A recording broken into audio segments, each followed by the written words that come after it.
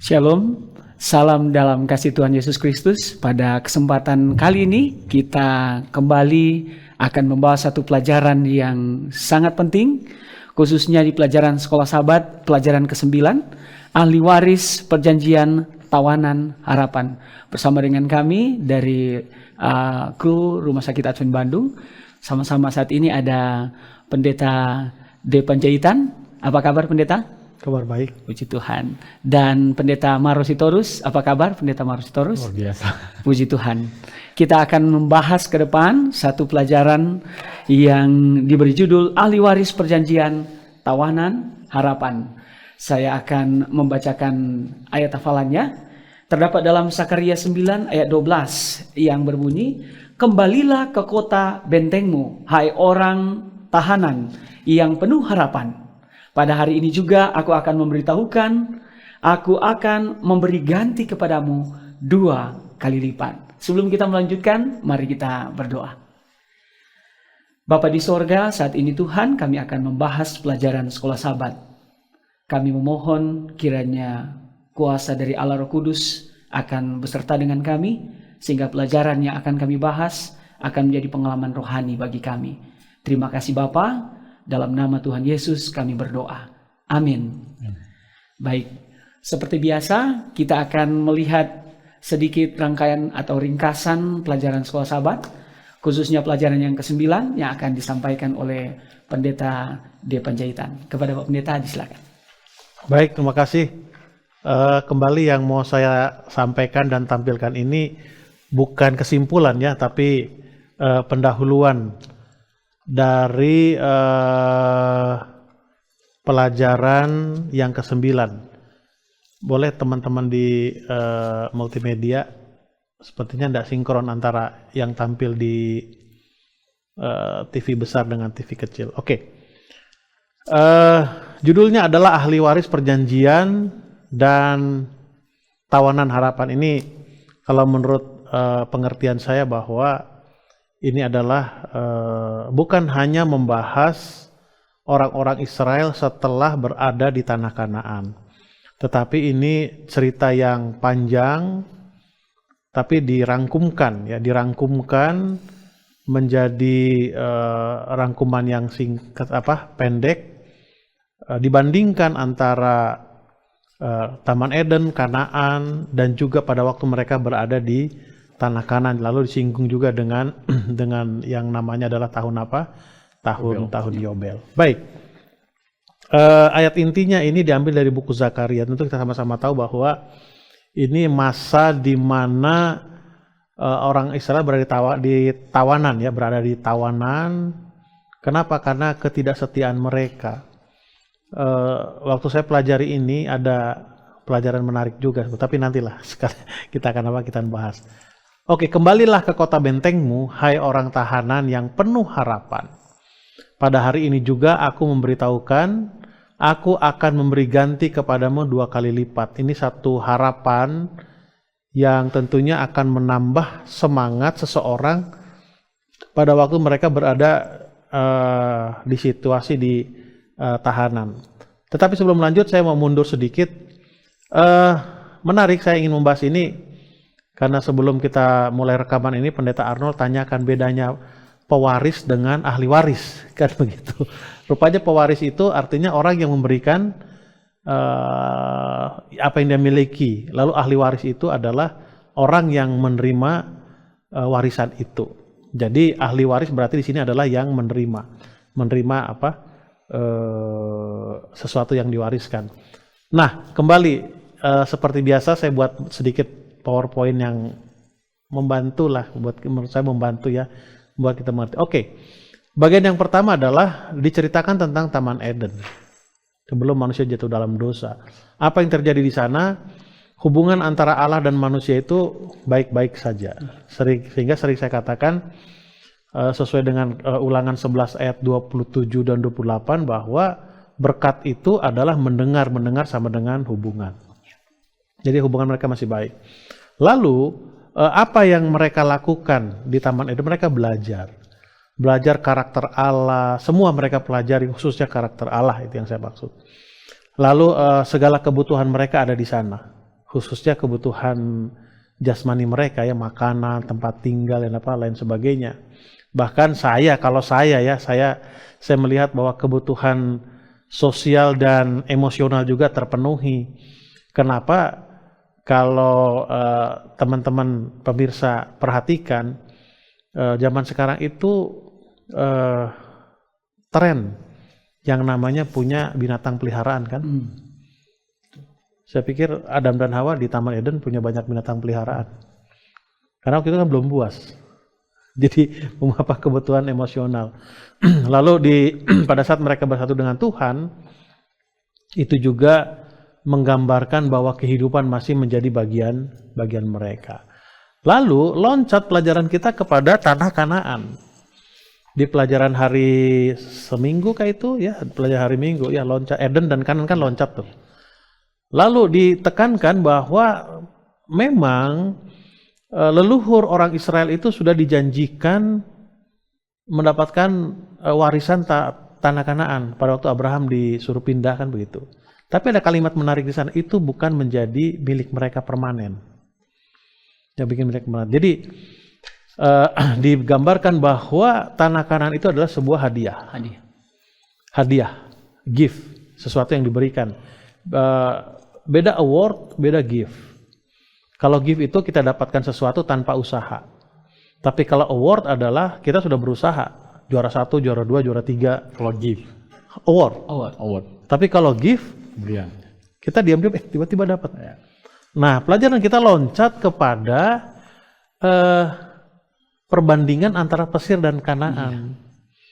Ya, kembali saya tulis di sana bahwa Kanaan itu adalah hadiah. Hadiah, mereka tidak ada usaha untuk mendapatkan tanah itu, dalam arti dibandingkan antara bagaimana Mesir akan menaklukkan Kanaan dengan benteng-benteng yang sulit ditembus, dengan orang-orang Israel yang memang latar belakangnya adalah budak. Secara militer tidak mungkin gitu. Tidak mungkin. Waktu itu kan pertahanan paling kuat atau militer paling kuat itu adalah Mesir kan begitu. Tapi di hadapan Tuhan tidak ada itu semua. Nah, perbandingan Mesir dengan Kanaan, Mesir dikatakan ada sungai yang paling besar ya. Lain bendungan irigasi itu kan yang dibuat. Tapi ini adalah sungai Nil, itu lambang kesuburan tanah Mesir. Nah, tanah Kanaan itu pertaniannya mengandalkan hujan, seperti sawah tada hujan. Kalau saya tidak salah ingat dan salah informasi, beras dari sawah tada hujan itu lebih enak daripada beras irigasi. Betul. Daripada beras-beras yang lain. Nah, di sini digambarkan bahwa mereka orang-orang Israel yang sudah berada di tanah Kanaan, kalau mereka terus bergabung, artinya petarnian yang mengandalkan hujan itu artinya selalu mengandalkan Tuhan. Itu menggambarkan bahwa orang Israel selama berada di Kanaan, mereka harus terus bergantung kepada Tuhan. Tapi di sini faktanya. Setelah mereka berada di tanah Kanaan, selama mereka mengandalkan Tuhan, kehidupan mereka semakin makmur, semakin mapan. Nah, di sini yang saya amati dari perjalanan orang Israel ini. Setelah mereka mapan, mereka merasa bisa berdiri sendiri. Apa indikasinya? Mereka minta raja kan? Itu istilahnya teokrasi dengan zaman kerajaan-kerajaan. Dan lihat degradasi kehidupan mereka. Sehingga tiba di zaman penawanan itu kan? Iya. Dua kali ya ditawan mereka ya. Dua kali ditawan. Jadi yang menarik dari pelajaran itu adalah yang memilih nabi-nabi itu Tuhan ya. Lalu yang memilih imam-imam yang bekerja di Ka'bah itu Tuhan kan. Iya. Tapi setelah mereka punya raja, yang memilih pelayan-pelayan di Ka'bah siapa ya? Raja kan? Iya. Sehingga mereka nggak berani menegur raja kan? Iya. Raja yang pilih. Itu salah satu degradasi ya, kemerosotan daripada situasi. Oke. Lalu disinggung juga dengan tahun Yobel. Ya, tahun Yobel ini saya jubileum ya, hitungannya 50, tapi ini fokus kepada sabat ke-7, tahun pembebasan. Lalu tanaman pun begitu, ladang dipakai 6 tahun, tahun ke-7 itu dibiarkan. Kenapa? Perlu ada istirahat. Dalam konteks ini, orang-orang Israel yang mendapatkan tanah itu, faktanya banyak yang tidak bisa mengelola tanah itu sehingga dijual. Lalu mereka bekerjalah kepada orang lain. Nah, di tahun ke-7 itu mereka harus dibebaskan. Di tahun Yobel mereka pun harus dibebaskan. Nah, apa hubungannya ini? Dan pelajaran ini saya lihat bahwa itu semua bermuara kepada Yesus Kristus. Di dalam Kristus ada istirahat, di dalam Kristus ada kebebasan. Amin. Ya, itu semua ada di dalam Yesus Kristus. Dan itu semua mengarah kepada kita akan tiba di Yerusalem yang baru atau Eden baru. Setelah sahabat kita tegas katakan bahwa setelah selesai masa 1000 tahun, ya, Yesus akan datang, lalu kita akan tinggal selama-lamanya di mana? Di Eden baru. Di mana? Di dunia ini, Yerusalem. Memang orang sering katakan tujuan kita sorga. Bukan. Ya, itu baru sampai kedatangan Yesus yang kedua kali pelajarannya itu. Tapi jangan lupa ada 1000 tahun kan? Iya. Jangan lupa juga bahwa ada peristiwa Yesus akan datang yang ketiga kali untuk neraka. Lalu setelah itu kita turun kemana? Ke bumi yang dan kita akan tinggal di mana? Di bumi baru. Jadi ahli waris akan mendapatkan ini. Syaratnya adalah setia di dalam perjanjian agar hak warisan itu menjadi bagian kita. Tapi pada waktu kita tidak setia, maka itu akan akan hilang. Dan pelajaran kita mengkomparasi 3 tempat. 4. Eden, Kanaan, Mesir dengan penawanan. Dimanapun tempat itu, kalau kita setia, Tuhan akan memberikan warisan itu kepada kita. Tapi waktu kita nggak setia, akan putus dari kita. Itu yang boleh saya sampaikan. Baik. Sebagai pendahuluan, belum pembahasan mendetail. Puji Tuhan, terima kasih banyak untuk pendahuluan. Paling tidak gambaran secara luas sudah ada di kepala kita saat ini. Dan saya mau ke Pendeta Sitorus dulu mengenai ahli waris yang sudah dijelaskan tadi. Bagaimana kira-kira kita memastikan bahwa kita ini memang betul-betul ahli waris? Dan kalau kita memang sudah betul-betul adalah ahli waris, bagaimana kita memastikan untuk tetap menjadi ahli waris? Nah, silakan ya. Pendeta Sitorus. Kalau kita bicara tentang ahli waris ya, kalau di dunia ini kan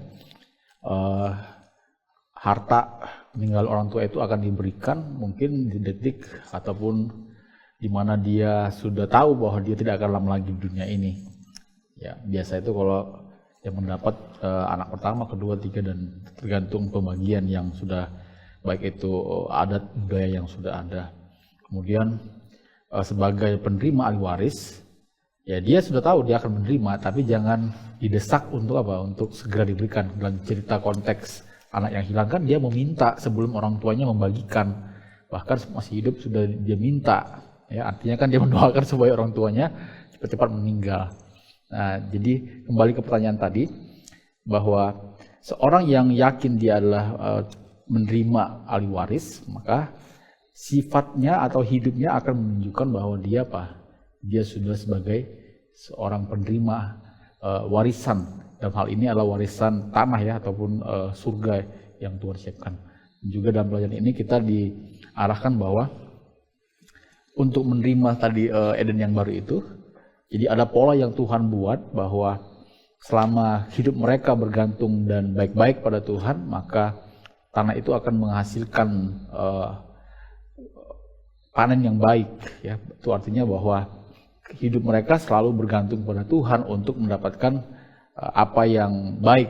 Nah, dengan demikian maka mereka pun akan mendapatkan ahli, ya, jadi ahli waris itu.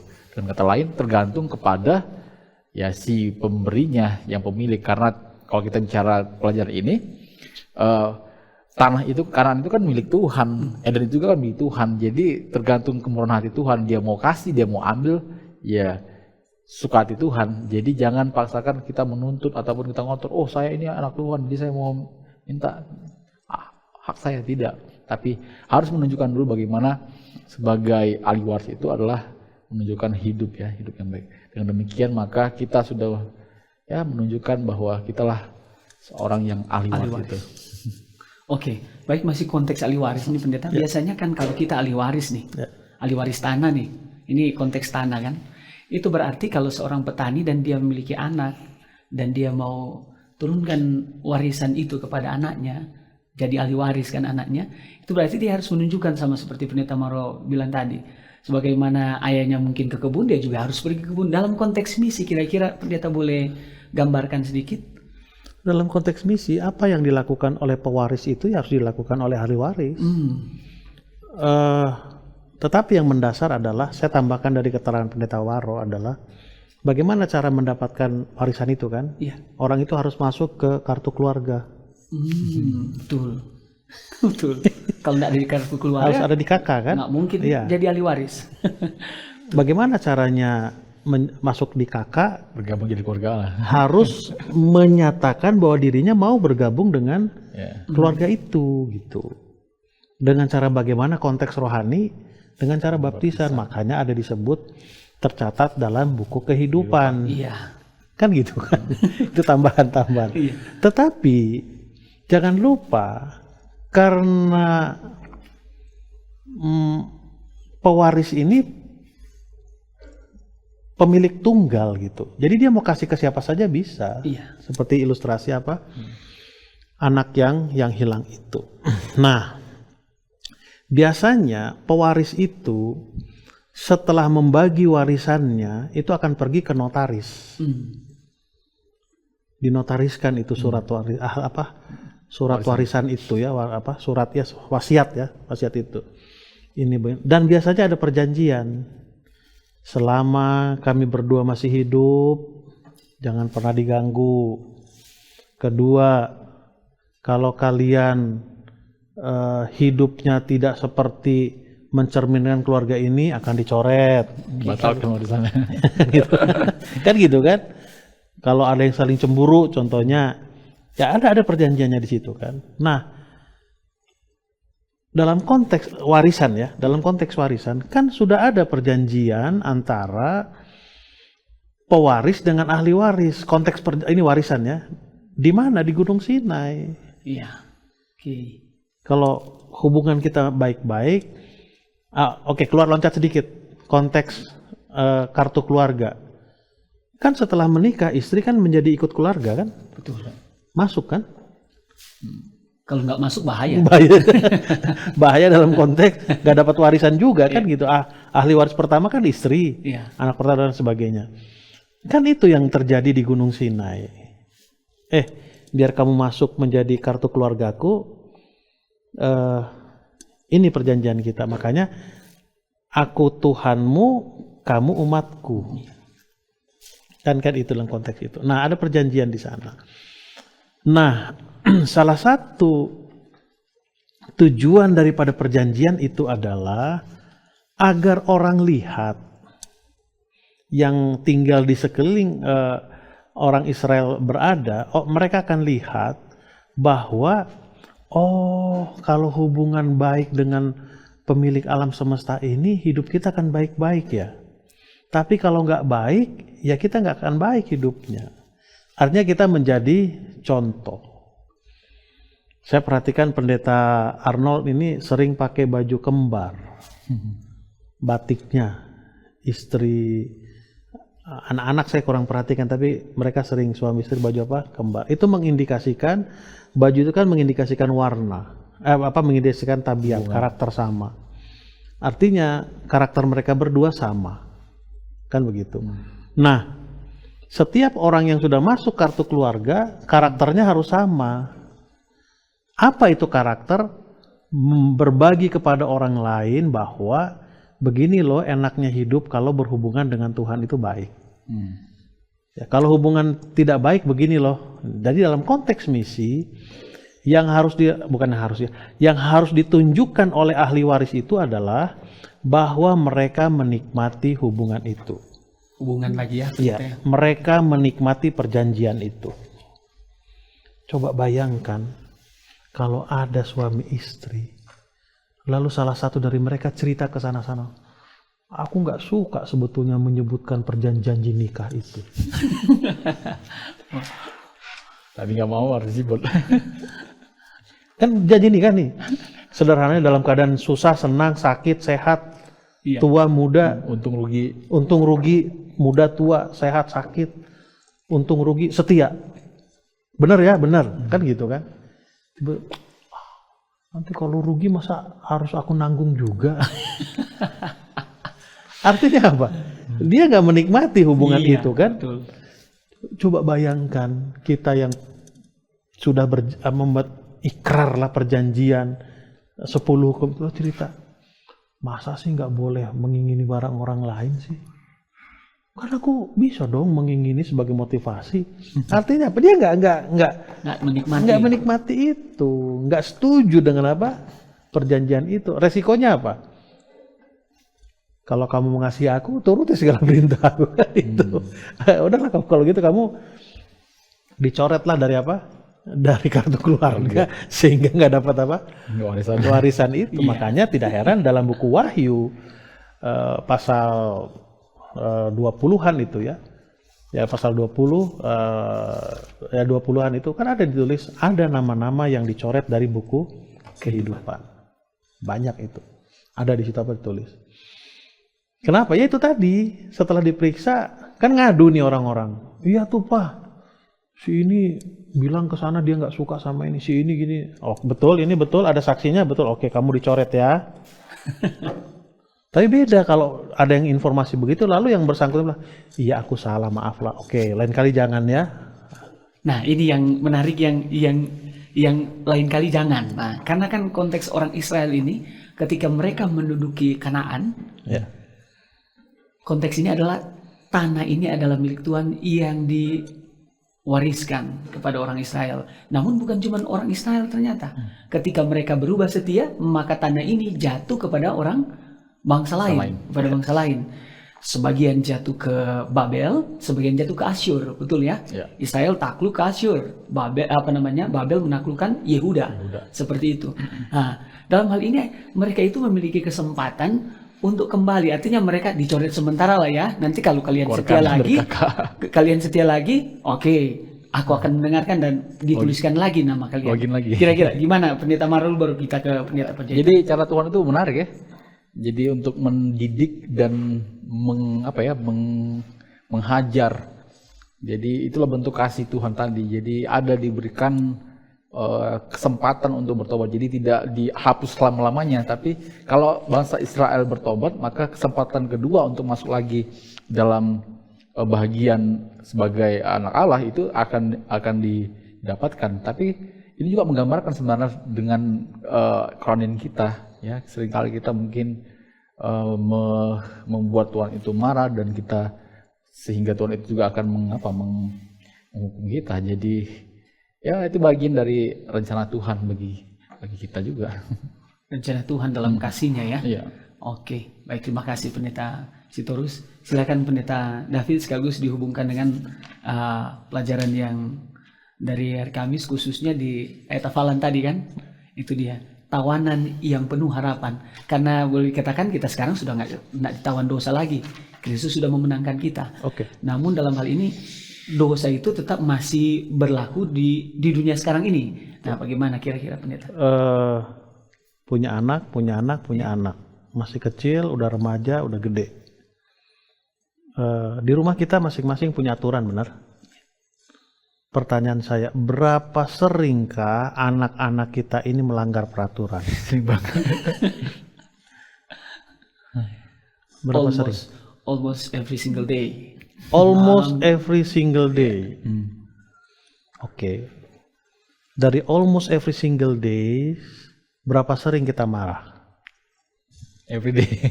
Maybe. Same. Same. Pertanyaan penting ini.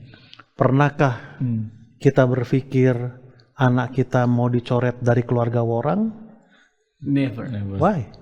Never ever lah. Because my Keluarga Sitorus? No. because they are my children. More deep. Iya ya, luar biasa. Aku mencintai anak itu. But one day,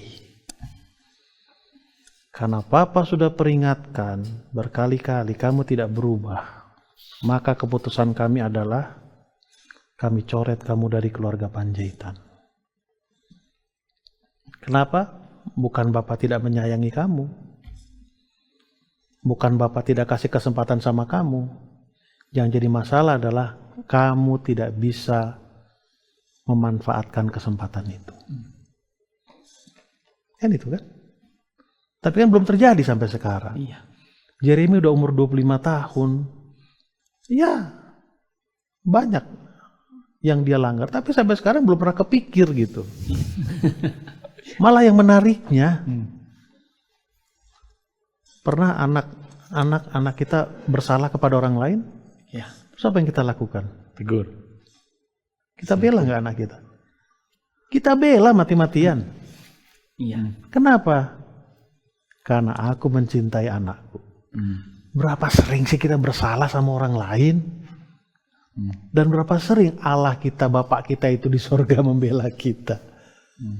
Tapi tiba di satu titik, saya pernah alami itu kelas 2 SMA. Saya punya bapak katakan, sudah waktunya papi nggak bela kamu. Ngeri juga kan? Biar kamu merasakan apa yang orang lain rasakan, yang kamu lakukan sama orang. Ngeri juga kan? Ngeri juga. Jadi sejak itu, sejak kelas 2 SMA naik kelas 3, nggak mau lagi, cukup. Kembali yang tadi kan? Iya. Betul akan dicoret tapi ada proses. Makanya ada pelajaran kita mengatakan pintu kasih yang tertutup secara personal atau secara apa? Global. Personal ini oleh karena kematian, personal ini oleh karena Roh Kudus memang sudah apa? Nggak berterima lagi di hati siapa? Hati orang lain. Secara umum itu adalah seperti yang terjadi di zamannya. Baik, terima kasih. Oke, tiba saatnya kita akan memberikan pendapat sekaligus closing statement atau untuk mengakhiri. Kita akan memberikan closing statement, mulai dari Pendeta Sitorus kemudian ke Pendeta Panjaitan. Ya, pengharapan kita terbesar adalah mendapatkan warisan itu ya, surga. Iya. Dan inilah menjadi motivasi kita selama hidup dunia, dan supaya tidak itu kehilangan ya, warisan itu adalah tetap berada dalam jalan-jalan yang Tuhan telah tunjukkan. Baik, terima kasih. Berarti memang kerinduan ya. Oke, silakan Pendeta Panjaitan. Oke, saya akan bacakan ya karena umur sudah uzur, mata mulai kabur. Di pelajaran hari Selasa ini. Di alinea pertama di kalimat hampir terakhir. Jika mereka dapat memiliki tanah itu hanya karena kasih karunia Tuhan, bukan karena usaha mereka sendiri. Jadi, kalau pendeta dapat warisan, nggak ada hak saya untuk apa? Cemburu. Lo orang yang ngasih yang sana. Kalau saya dapat warisan, nggak boleh saya sombong-sombongkan. Makanya Rasul Paulus katakan apa? Apa yang mau aku sombongkan? Apa? Di antara orang-orang ini aku yang paling jahat. Tapi aku bangga. Akan itu. Karena Yesus memilih kita. Itu yang paling apa? Paling menarik. Itu yang perlu kita apa? Banggakan. Tapi jangan sampai menjadi sebuah kesombongan. Karena Kristus apa? Memilih kita. Baik, terima kasih. Itulah pelajaran sekolah sahabat yang boleh kita bahas saat ini. Terima kasih Pendeta di Panjaitan dan Pendeta Sitorus. Kita akan berjumpa kembali pada episode selanjutnya, pada pertemuan yang sama. Semoga diskusi kali ini akan menjadi berkat dan pengalaman rohani bagi kita. Tuhan Yesus memberkati kita semua. Shalom.